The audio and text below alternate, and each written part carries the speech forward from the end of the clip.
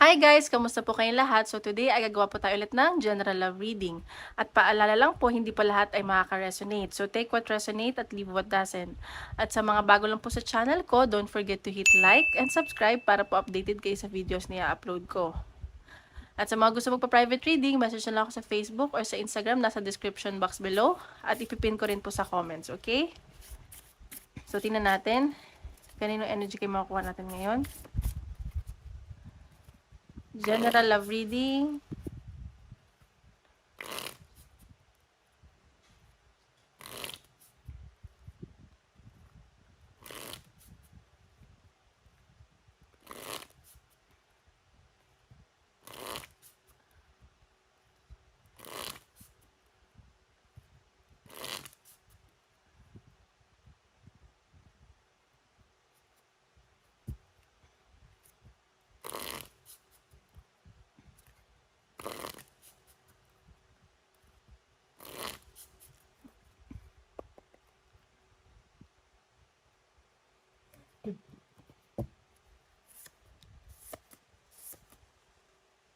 Okay, sa nakikita ko dito, meron lang kayong conflict ng person nyo.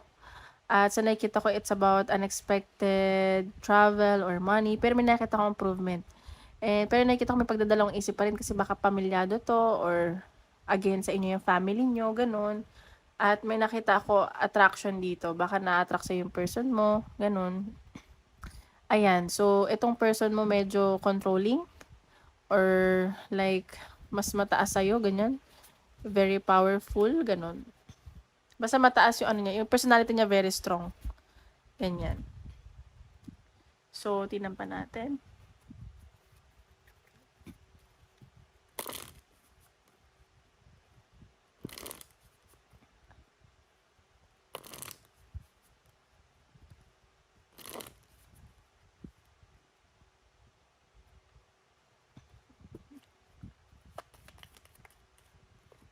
Okay, challenge. So, sa nakikita ko baka may mga challenges tong connection nyo or nafe-feel isa sa inyo challenging tong connection nyo. May nakikita akong new beginning para sa inyong dalawa. Ayan, sinesurrender nyo na to. Ganyan. Kailangan may pagpapatawad na mangyari. Okay? So, tingnan natin. Energy ng person mo sa'yo. So, think of your person.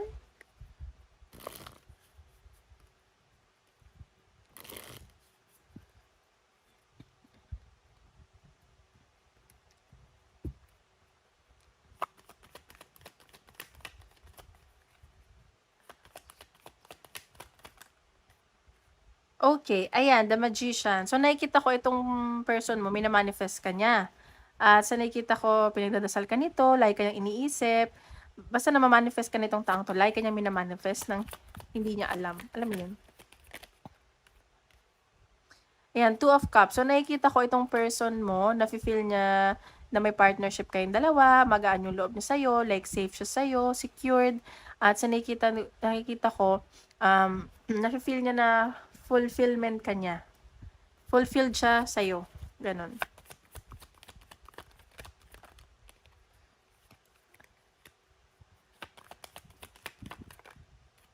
Okay, ayan. So, itong person mo nga, sabi ko, medyo powerful tong person mo. Mas mataas to sa'yo. At ang feel ko dito, ang gusto niya, siya yung laging masusunod. Mas, ano siya, mas strong yung personality niya sa'yo. Ganon. Parang gusto niya kokontrolin ka niya. Ganyan yung nasa sense ko, ah. Parang, siya yung nakakapagpa-tame sa'yo. Ganon.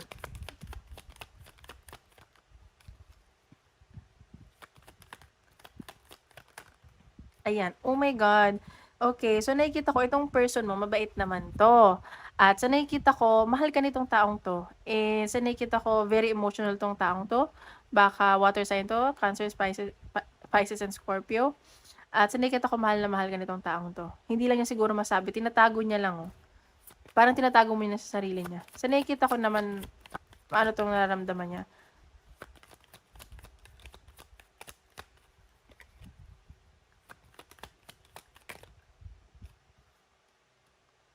Okay, 2 of Wands. Sa nakikita ko, inaantay ka nitong taong 'to or ikaw, may pag-aantay akong nakikita. At sa nakikita ko, tinitingnan din ng person mo yung worth niya sa sarili niya, kung deserve ka ba niya o deserve mo siya. Ayan, may pag-travel kasi ako. Baka inaantay ka niya? May pagkikita ba kayo? Ayan, Knight of Swords. So, itong taong 'to, action-oriented. So, baka gumawa 'to ng move sa'yo or talagang pinag-e-effortan ka niya, nag-i-invest siya sa'yo, binibigyan ka niya ng time, ng gift, gano'n. Basta nag-i-invest ito sa'yo. At sa nakikita ko gagawa 'to ng move or gumagawa na siya ng move.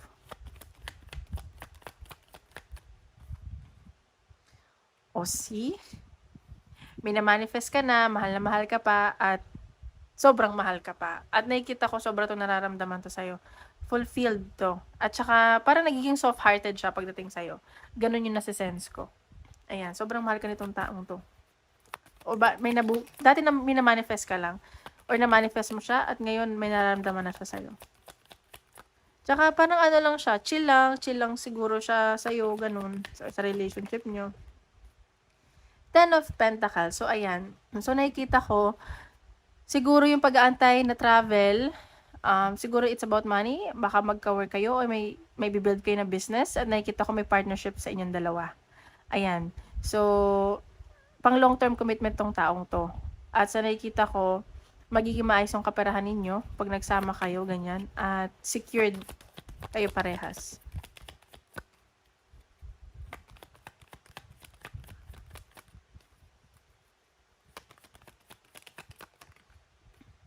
Ayan, kakasabi ko lang.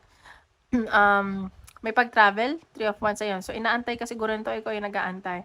Siguro ano lang to ng lakas ng loob, bago siya gumawa ng action. Ngayon, nag-aantay na lang siya. Ayan. So, 6 of Cups, namimiss ka nitong taong to. Siguro may nangyari sa inyo at nakapagpabago to sa kanya or sa'yo. Ayan, may union ako nakikita. Wow, ang ganda naman ito, 9 of Pentacles. So, may prosperity paparating sa inyo. Ayan. So, may union, may celebration ako nakikita. Baka inaantay ka nitong taong to. Magkikita ba kayo? Okay, so now, let's see your energy naman. Your energy towards your person. Ayusin lang natin to.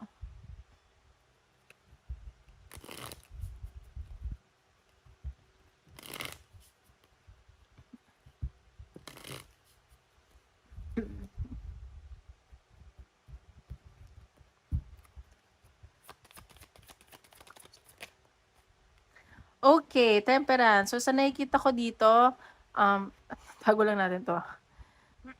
Nagiging patient ka dito sa connection nyo, dalawa. At ikaw yung mas mapapasensyosa, ganun. Nag-aantay ka lang lagi. Ace of Wands. So, ayan. So, may pag-travel. Baka ikaw yung babiyahe sa kanya at siya yung nag-aantay. At sa nakikita ko, okay naman yung communication nyo. Nag-iisipan kayo parehas. At sa nakikita ko, ikaw yung nakapagbigay ng buhay sa kanya. Siguro na-excite lagi pag ikaw yung nakikipag-usap, ganun.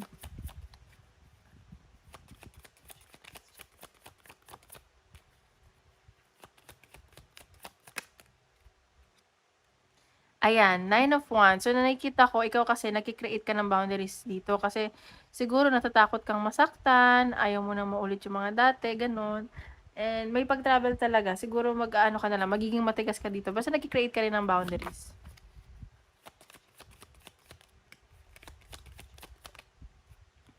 Ayan, 6 of Pentacles. So, sa nakikita ko, gusto mo kasi maging generous kayo sa isa't isa. Magiging parang balance, magbibigayan kayong dalawa, ganyan. Sa nakikita ko, mas generous ka rin dito sa kanya. Though, nagki-create ka ng boundaries, pero ikaw yung mas generous sa kanya. Ikaw yung pala, kung baga sa in a relationship, di ba, I mean, dapat naman equal, pero ikaw yung mas more of nagbibigay, like when it's in terms of actions, ganyan. Pero siya, mahal ka din naman niya, pero alam mo yun, parang nahihiya. Kailangan pa niya mag-isip, magbuo ng lakas ng loob. Justice. So, ikaw may mga binabalanse ka dito. Tinitignan mo, may wini-weigh ka pa dito eh. Like, may iniisip ka. Ano ba yung wini-weigh mo? Ayan, the Hierophant. So, sa nakikita ko dito, ikaw kasi iniisip mo yung indifferences nyo, yung values nyo, kung parehas ba.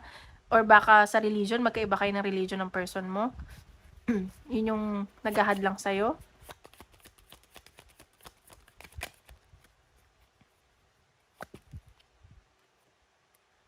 Ayan, so sa nakikita ko dito, ano ba 'to? Wait lang, 3, 6 sorry, 10 of cups na ano ako, eh, akala ko 9. So ayan, 10 of cups. So ayan, sabi ko nga may union na paparating sa inyo, baka magkita kayo at ma-excite kayo, overflowing yung pagmamahalan ninyo, yung nararamdaman niyo sa isa't isa, gano'n.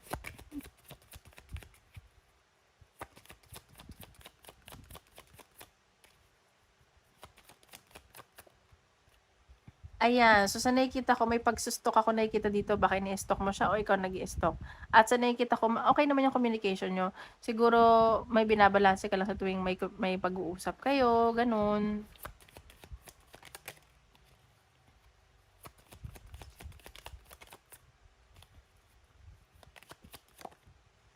Ayan, so ikaw nagiging matalino ka na this time. Hindi mo na masyado ginagamit ang puso mo kundi ulo mo na.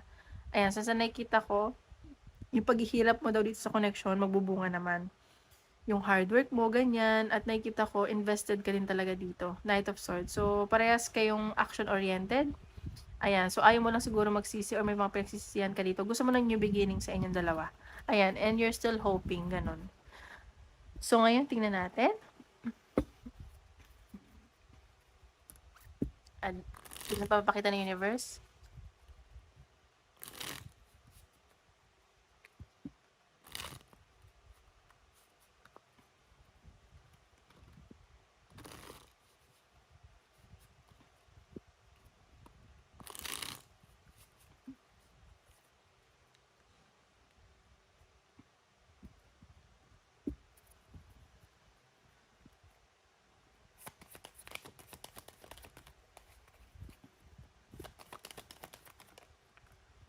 Okay. So, grabe yung intimacy ninyong dalawa. Yung bonding niyo, nafi-feel niyo sa isa't isa, may bond talaga kayo. And baka single parent 'to or ikaw yung single parent. So, nakikita ko dito 'pag nagkita kayo, grabe yung intimacy niyo sa isa't isa.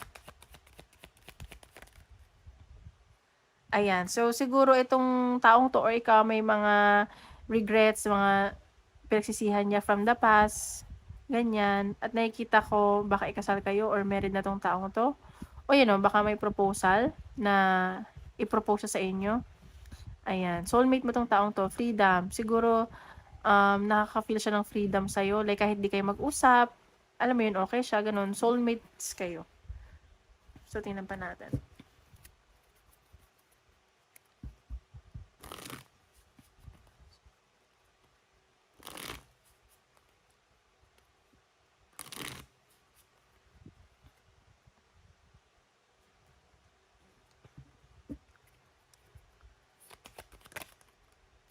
Okay, profession. So, sa nakikita ko dito, baka magkatrabaho kayo or magkakasama kayo sa trabaho at or parehas kayo ng mga expertise, parehas kayo ng ginagawa at like compatible kayo sa isa't isa.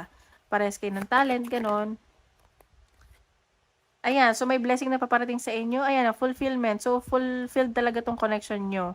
Sa nakikita ko maraming na-e-enlighten dito sa connection niyo. Maraming blessing na paparating sa inyong dalawa.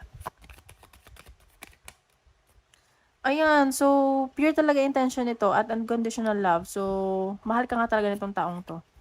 Ayan, so mag-ingat ka lang kasi baka medyo dominante 'to, ganyan, diktador, gano'n. So, ingat lang. Tingnan pa natin. Advice ni universe.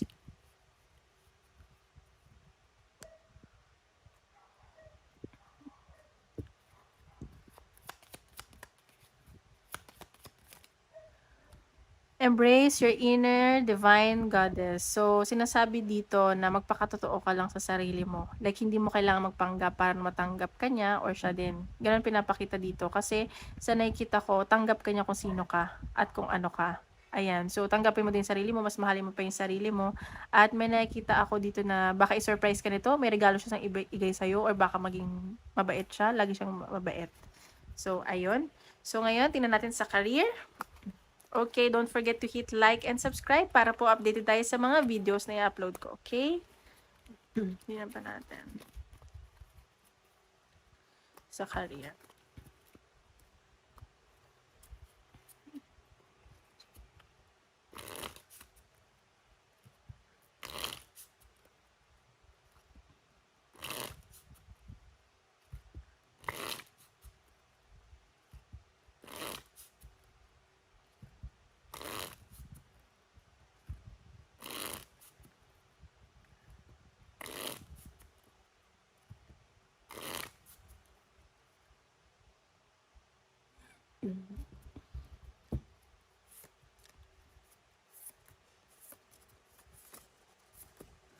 Okay, tingnan natin. Okay, sa career may nakita ako, siguro may pag-travel ka, nagdadalawang isip ka lang siguro. Baka wala kang peace of mind or yung mga kasama mo diyan wala kang alam mo yung wala kang peace of mind sa mga kasama mo parang naapektuhan yung mental health mo, gano'n. Kasi meron mga bossy diyan sa trabaho mo or kung may business ka naman baka may mga kliyente kang bossy magsalita, gano'n. Parang nai-stress ka lang ng onte or mga bago 'to, gano'n. Tingnan pa natin.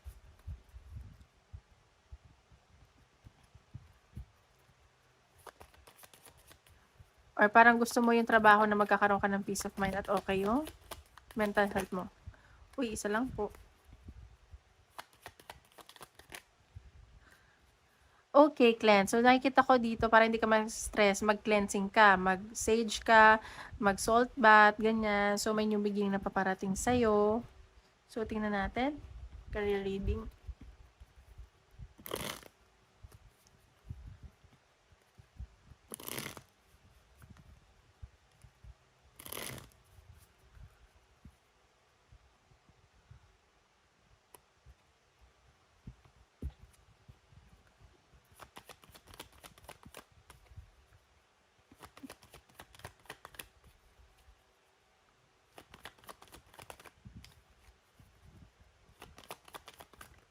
Okay, ayan sa career. So maganda nakikita ko at nakikita ko magiging focus ka sa kaperahan mo at sa career mo.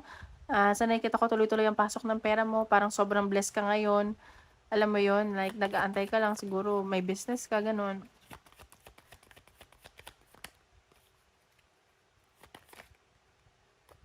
Okay, sa nakita ko may sudden change na puwedeng mangyari sa career mo or may nangyari ng sudden change at it is for your betterment. Ayan, see?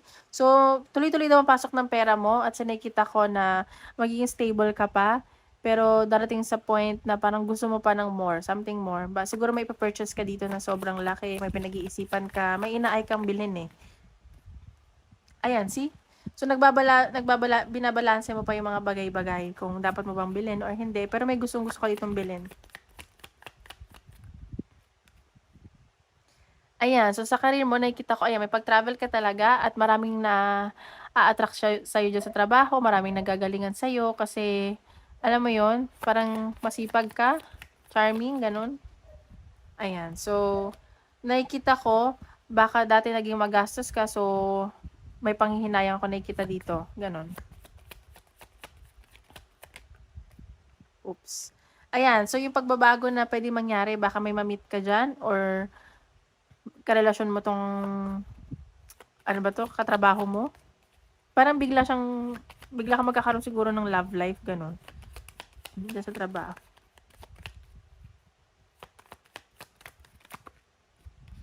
Hmm. Ayan, so may mga ayan sabi ko sa'yo may gusto kang bilhin at pinag-aaralan mo 'to. Parang iniisip mong bibilhin mo ba 'to or hindi. Kasi gustong-gusto mo 'tong isang bagay na 'to, eh. Ayan, so ayan nga may binabalanse ka, pinag-iisipan mo pa at sa nakikita ko, mabibili mo naman daw 'to. Baka may gusto ka lang din ma-achieve.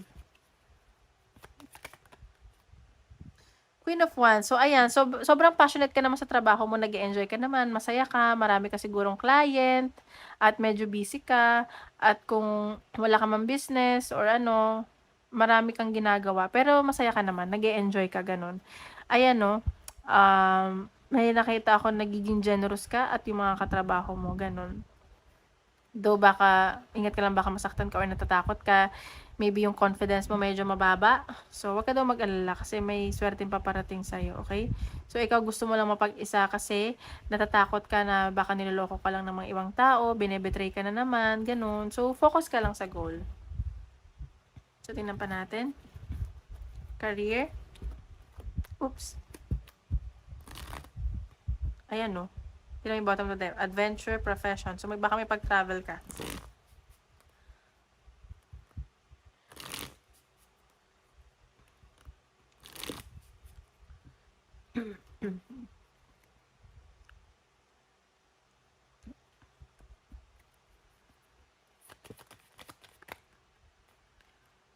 Okay, sa career medyo pagod ka lang, disturb at sa nakikita ko medyo irita ka. So, well normal naman 'yan. Oops, isa lang. Wait lang guys. Ito talaga lumalabas. So ayan, so mag-ingat ka lang baka maloko ka diyan. At siguro nafi-feel mo may hindi fair, kaya nga siguro baka naapektuhan yung mental health mo. Ayan, so wag ka daw mag-alala kasi kung basta magpakatotoo ka lang ano ba 'to, magpakatotoo ka lang daw diyan sa trabaho mo magiging okey ka kasi marami ka din kakampi, ayan. You are always ready. Like mag-prepare ka lang palagi. So mag-ingat ka lang kasi baka ano ba 'to, basta pinapag-ingat ka, hindi naman literally accident. So baka may makaaway ka or wag naman sana. Hopefully not. You don't claim this negative energy. Ayan, so baka makita mo diyan yung soulmate mo or nandiyan na yung soulmate mo, gano'n. So, tingnan natin advice ni universe.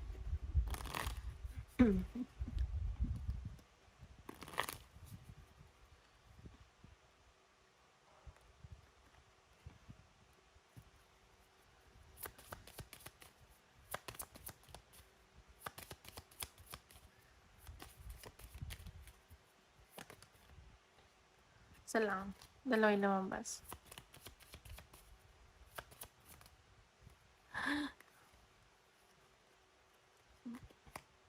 Ano ba 'to? Sorry guys. Pag dalawa ba lumabas, kukunin ko ng dalawa. Okay.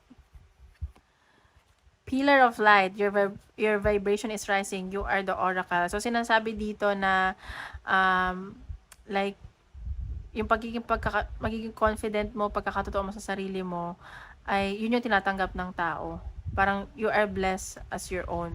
At sa nakikita ko, yung vibration mo talagang tinataas mo pa kasi mas nakaka-attract ka ng blessing, ganun. Ayan. So, you are divinely guided. Okay, isip ka question. Tinatanong ang sagot ni universe.